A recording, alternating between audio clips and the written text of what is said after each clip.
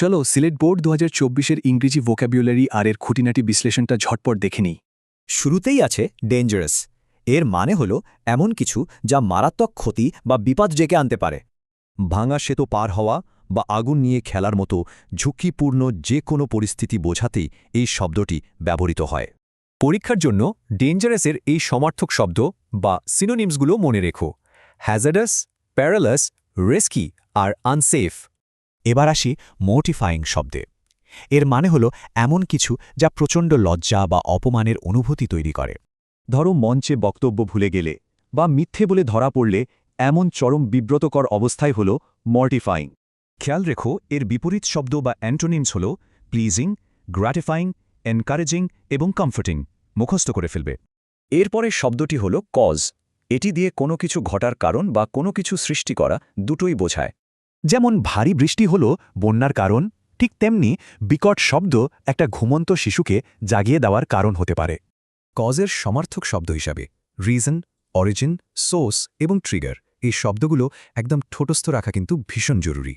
Major মানে হল আকার, গুরুত্ব বা পরিমাণে বেশ বড় কিংবা একেবারে প্রধান কোনো কিছু।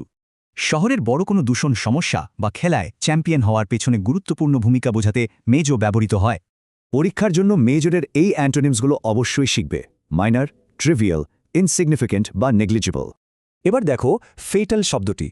এর মানে হল মারাত্মক বা প্রাণঘাতী কোনো কিছু যা মৃত্যু পর্যন্ত ঘটাতে পারে।